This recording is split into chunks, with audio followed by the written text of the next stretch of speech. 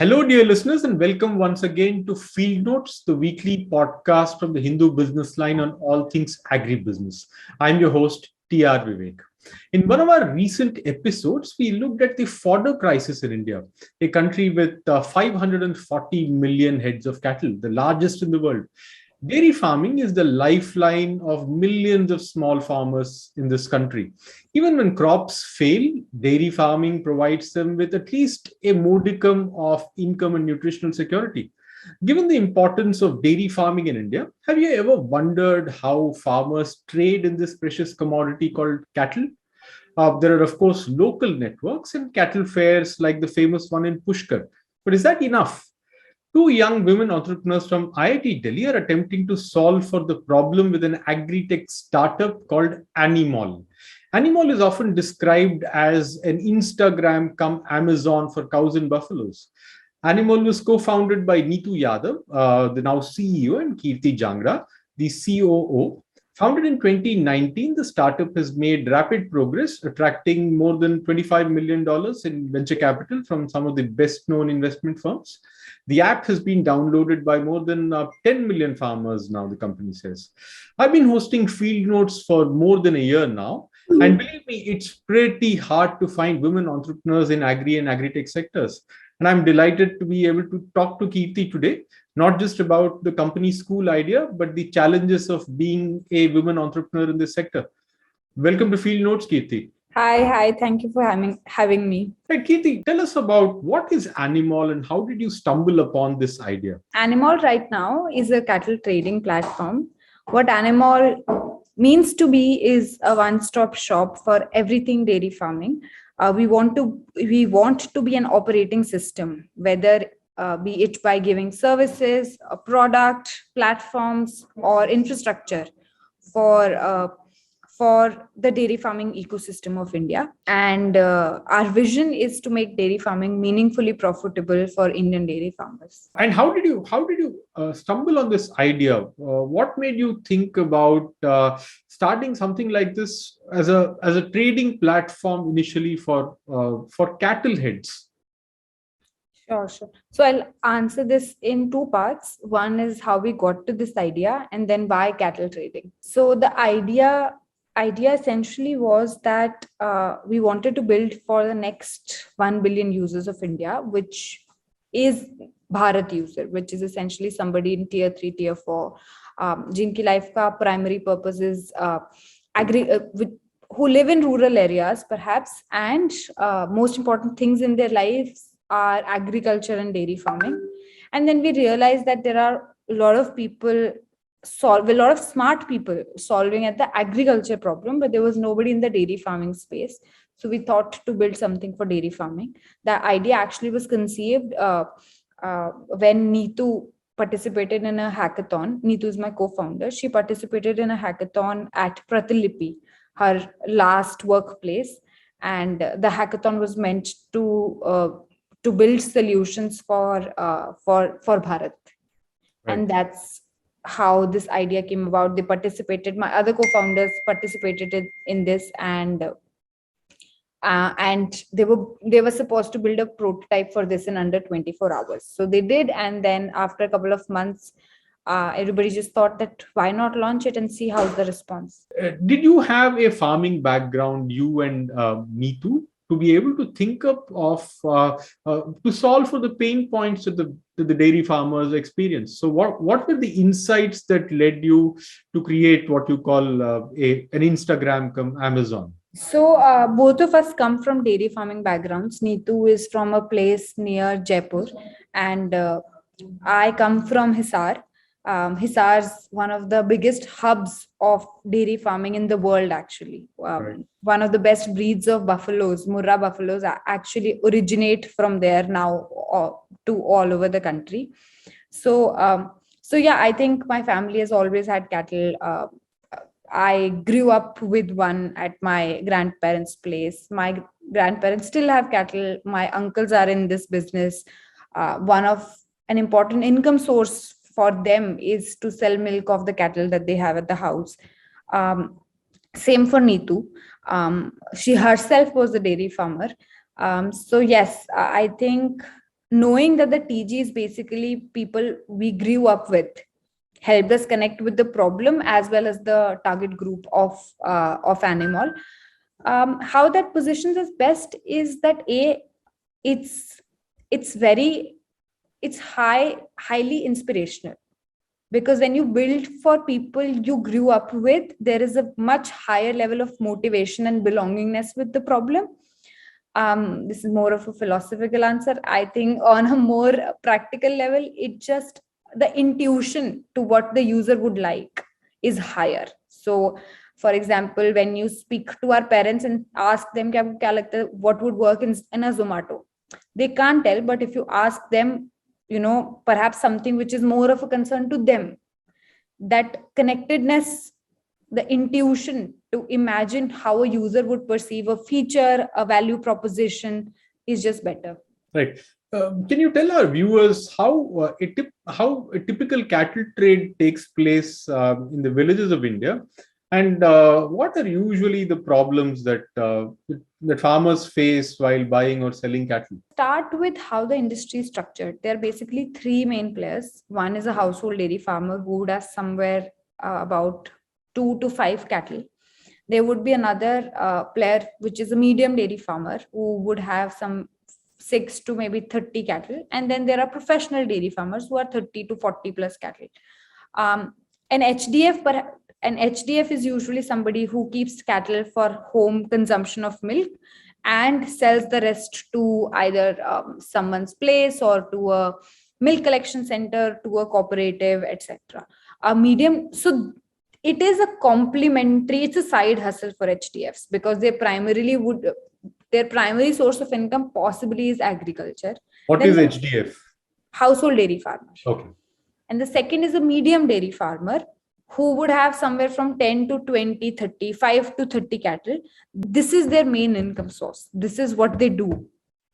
And the third is a 30 to 40 plus dairy farmer. They're perhaps mostly their whole family is involved in it, or they run it like an enterprise. It's not a small medium business.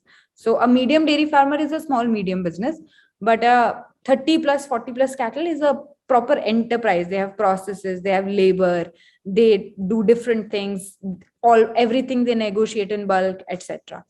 So we started as primarily to serve HDF, and the problem statement was that when somebody wants to sell a cattle and when somebody wants to buy a cattle, the whole cattle population is so fragmented that if I want an HF of second lactation, about 16 liters of milk, how do I go and find that? Do I go, and what people were doing, what they were going to Pashu Mandis, or they would call up their relatives. And the last, which exists in markets with information asymmetry, is basically brokers. So there were these brokers, which is the fourth participant in this industry, who are sitting on a lot of information and perhaps creating more information asymmetry in this market, which is that they know who the buyers are at any given moment. They know who the sellers are, and they're helping them connect and making money on that transaction. So our idea was, can we create information asymmetry? Can we create information symmetry and connect buyer and seller through a platform? And that's how we participate in the transaction. Even the reliance on brokers would perhaps mean that you are able to buy only from a limited catchment area. Absolutely. We are talking about cattle, so it's very perhaps difficult to transport cattle, across hundreds of kilometers. So your choice remains limited. So how does Animal help on that front? 100%. So when you're dealing with the broker, your transaction happens as the broker is incentivized, not as you are incentivized. So which basically means that if they operate in a 5 village area, then your transactions limited to that, your options are limited for that 5 village area. If they're going to charge you a commission, so they're going to make sure that you get a good rate, and that goes for both buyer and seller. So then again, there is that percentage cut that comes in. Of course, it's like because you are using a broker, you get limited by what the broker has to offer. How we solve that problem essentially is that Animal's an open platform. You basically go, you put in your area, you say 30, 50, 70, 100 kilometers, whatever's the range you want to go get a cattle from, and you find whatever is available there. Right. And so it's all done on an app. Not all. On the app, you discover. Right. So there are two parts we are experimenting. One part is which is a third party owned cattle, in which we basically give discovery. So you discover what is available in your area. The second is animal owned cattle, where we select the best quality, and on that we give complete fulfillment. So we give you a verified cattle with complete fulfillment. So just to be able to understand, one part of your business is what you call discovery, which is a listing of cattle, where the seller can list it out. And I've seen the interface on your app, which is in Hindi, is customized to local language. And then if the buyer and seller agree, then how does the delivery happen? That part we are not on the discovery side. It's called discovery because we are not involved in the rest of it. It's up to the buyer and seller. They negotiate, they decide how many times they want to see, they decide if they want to do full cash or some credit, whatever is their arrangement. Right.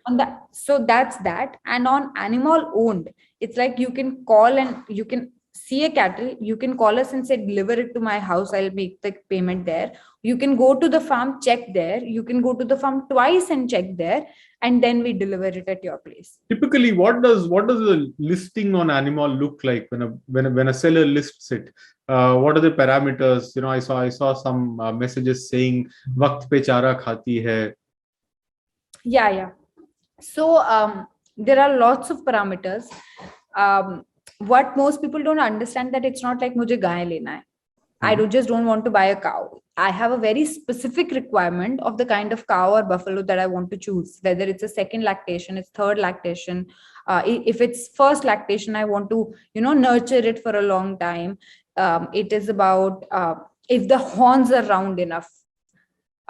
If its tail has white or black hair or brown hair, whether it's coming with a male calf or a female calf, whether it's a disciplined cattle, whether it's a calm cattle, or whether it's a little not so disciplined cattle. So there's a lot that actually goes into figuring out into, it is a very personal purchase. So everybody has a set of characteristics that they are looking from that purchase. Right. And it's not an inexpensive purchase either, Of course. We often say this, that, we as users, when we want to buy a headphone, maybe worth 1,000 rupees, we have 15 options. But when somebody in rural areas, for example, wants to buy a 60,000 worth cattle, they usually get 1, 2, 3 options.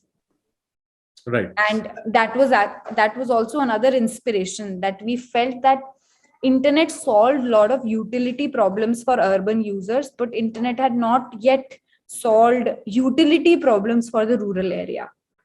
This is a classic case of that. From being a discovery platform, I'm coming to the other part of your business. Why did you then want to become a cattle trader yourself? Taking on the headache of sourcing cattle from third party and then being able to deliver it to whoever the buyer is. Yeah, very interesting question. So we grappled with this for a long time. We were like, we want to be a marketplace, then do we participate in it ourselves, or should we not do that, etc. To be honest, long term, we do just want to be a marketplace. Mm-hmm. We're doing the whole trading piece for an uncertain but significant amount of time. And the reason for that is that we want to give quality, and till the time we cannot standardize quality on the marketplace, we have to take that inventory to build that parameter, that how do you standardize quality in a market so unstandard. And the best and the most efficient way to do that is taking on inventory. Mm-hmm. Once we establish new rules in this market, so a good comparable purchase would be cars. Imagine if there were no brands, if there were no models, how would you pick whether it's a good car or a bad car? It is because, there's a BMW and there is whatever, pick any Honda. You can see why BMW is more. Of course, there are specs that go with it, but how many people actually know how to judge specs? So it is some sort of standardization that helps any purchase. It is some sort of standardization that helps quality. So, in a sense, you're trying to build trust with your clientele in a market that you're trying to build.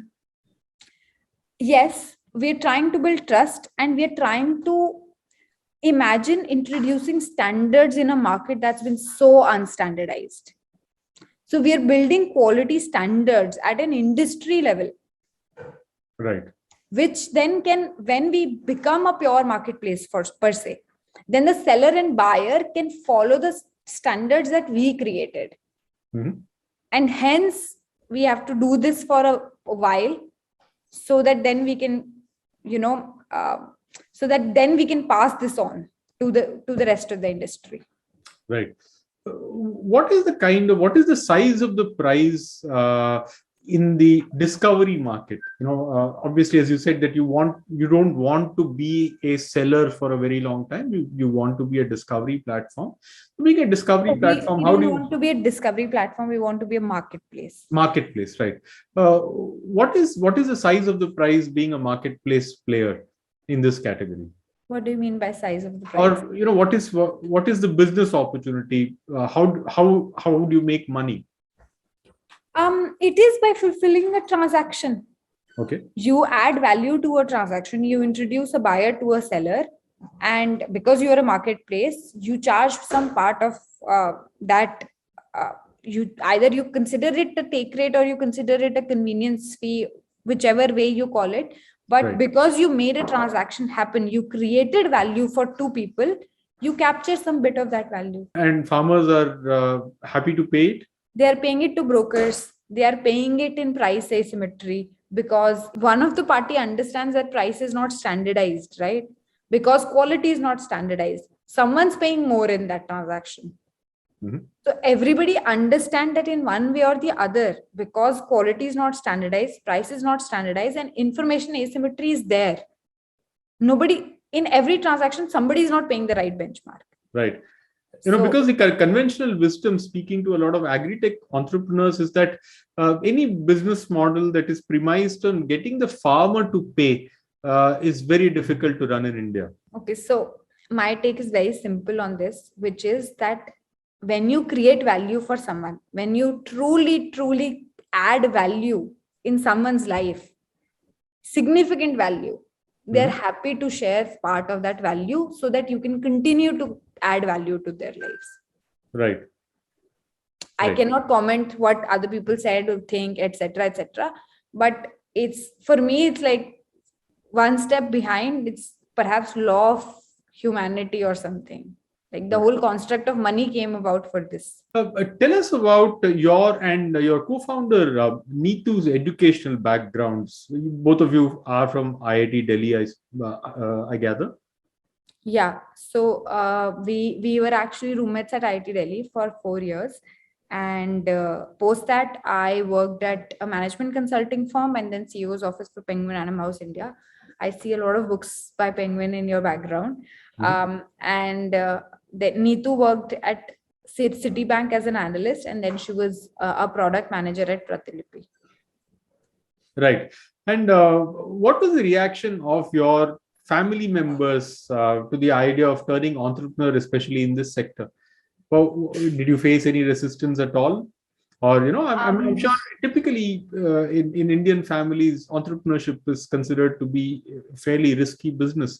And considering your background, after graduating from IIT, the world is your oyster in the sense. You could have taken up any job at a global firm, a transnational firm, and lived a very prosperous life. Yeah. Depends on how you define prosperity, but in the most traditional senses, yes, that is absolutely right. I can speak for my family. I think yes, entrepreneurship, they don't know the word only. For business, for them is something they look down heavily. They think it's not for us. Nobody in my family has ever done business. So it's either farming or government service, because that's the two things they've known, and that's what, is job security. So from the kind of background I come from, job security and whether you're going to have, enough money to buy food for the rest of your life, not for the rest of life, maybe for the next couple of months, that matters a lot. So principle of thinking like is the same, that this is extremely risky, and it's also almost a belief that business doesn't run in our veins. They feel that there are certain people meant for business and we are not those people. So yeah, it was from that point of view not something very that they would approve of. And then that mixed with cattle, they were like, this is crazy, why do you want to go back? We did so much, we put in so much hard work to push you forward, and now you're coming back after doing so much hard work yourself. Mhm. So yeah, it was it. So I often say this, my dad was like, if guy bhais ka hi kaam karna tha, then why did you go to IIT? Yeah, it seems a very logical question. Yeah, so yes, that is there. And I think for Neetu's family it was very similar, that why do you want to leave a good job, good life, for something that they did not even understand? They had no idea what this is. And what was your response? How did you sell this to them? I didn't sell, to be honest. I was like, I don't care. Like, you will get used to it in a while. Right. Kirti, how do we see more women entrepreneurs in agritech? Are there any challenges that you face being a woman in this sector? I think the question should be, how do we see more of women anywhere? Right. It's not about agritech. It's not about entrepreneurship. You pick any space, there are not enough women. Right. So I think maybe the answer to that question would be that maybe we need to see more women completing college, or we need to see more women doing 12th class. Or, the answer to it is that, do we see more women actively pursuing education? Right. So maybe it goes back. What we are seeing is a converted funnel. It goes back a lot to the top of funnel. Mm-hmm. Mm-hmm. That's part one. Second question was, if we face challenges. I think from my side, I don't look at them. Mm-hmm. I don't know whether we do or not. I think just me thinking what challenges I face as a woman, that exercise is futile for me, because there's no good answer to it. Like, what would I get at the end of this question? Yes, I do. So what? Like, what can I do about it? Almost nothing. I just continue to do my job the best way. If the answer is no, then cool. Like, nothing concrete comes to me. Given how the India's rural hinterlands and the cattle trade is structured, was it difficult for you to go to the villages and convince farmers that here are two women trying to make a trade possible, where structurally and traditionally where none exist? It's the same thing. I consciously don't think about it. Right. And it's a privilege statement, I understand that, but I just consciously don't think about it. Because if I start thinking, what is it that I can do to change that? Nothing. So it's a futile exercise to spend my time or mind space there. I just think, how can I do my job the best? I do that. So in effect, sort of brazen it out. Even if people give you, like, if we all continue to think more about, to think more about any problem that's not in our control, right, what can truly come out of it? Right. So it is at this stage like that. Okay. Kirti, thanks a lot for joining us today on Field Notes. Until we meet next week, goodbye and God bless. Thank you so much for having me. It was a nice chat. Thanks, Kirti, and all the best. Bye. Bye.